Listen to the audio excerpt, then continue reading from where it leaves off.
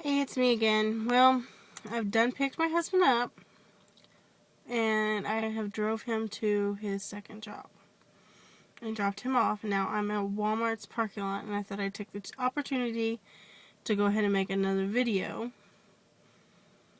Why I don't have the kids with me because they're with my mom.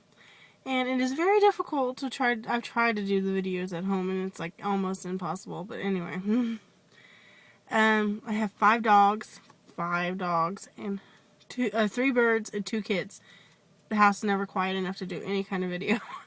um, let's see. The last video I did, I was gonna explain why I was concerned about having the surgery, and one of the reasons was because I thought maybe I settled in my marriage, and so I said I'd go make another video to kind of go into that. I know this is like totally way too personal, but I told you in my very first video I'm going to kind of deal with this as like a diary. And I don't care who sees it because I'm not hiding anything that I wouldn't tell anyone else. So, I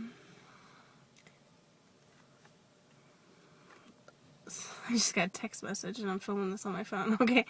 And, okay.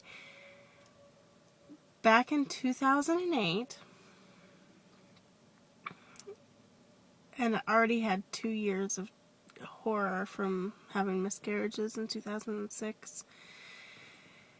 And my life had been in turmoil. It's like a spiral. It wasn't the same. And in 2008, I started to kind of feel that my husband was pulling away from me. And so I started thinking, I wonder if he's cheating. But no, he would never cheat on me because his ex cheated on him.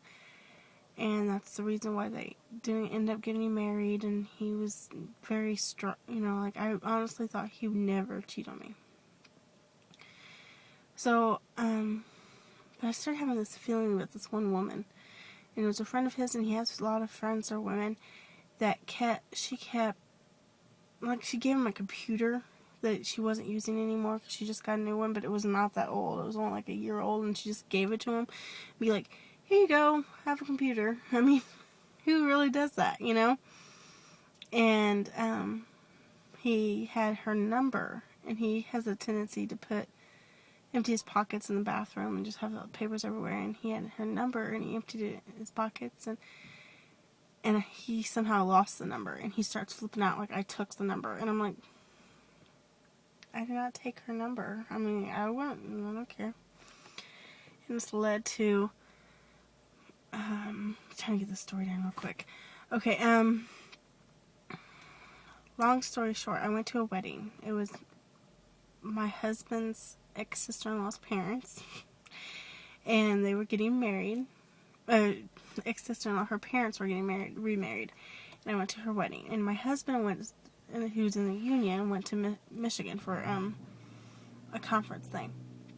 And on his way home from Michigan, he had decided he was supposed to meet me at the wedding, but he never did. And I just guessed the traffic was bad or something, and he wasn't able to make it.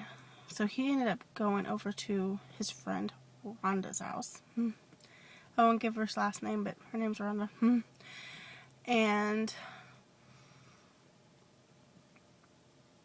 I get home, and he's in the bedroom, and he calls me in there, and I'm like all dressed up. I think I'm looking good, and I go over to him, and he's all smiling. He's like, hey, sexy. I'm like, oh, whatever, And he pulls me down on him, and he gives me a kiss, and he's like, I got something to tell you.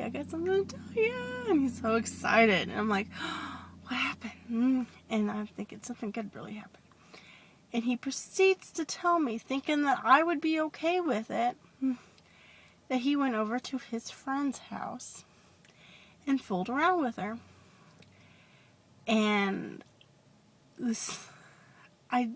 my stomach sunk. I'm thinking, I can never find another man. I'm thinking, I got him, but I can't live with him having a girlfriend. And I'm not the kind of person that yells.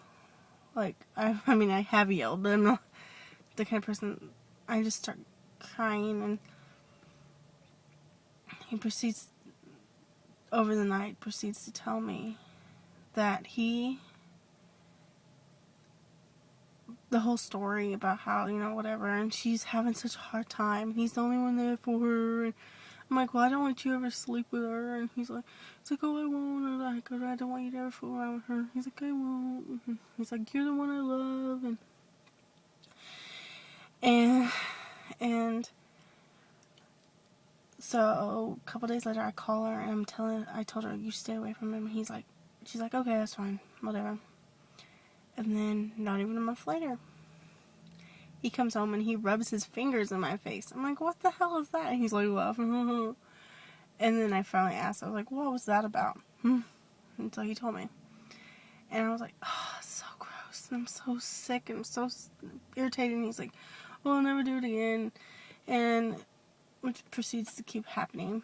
And he starts saying, he tells me when he goes over there, and he swears up and down, and I kind of believe him. I'm like, he's like, oh, nothing's going to happen. We're just going to go watch movies. Or I'm just going to go help her with her taxes.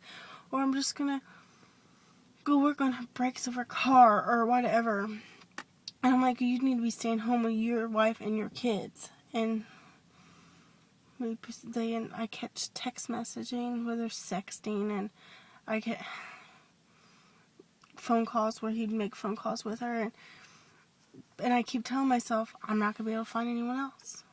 This is the only man that's going to want anything to do with me, and if I don't want to be alone for the rest of my life, this is what I'm going to have to deal with, even though I love him with all my heart.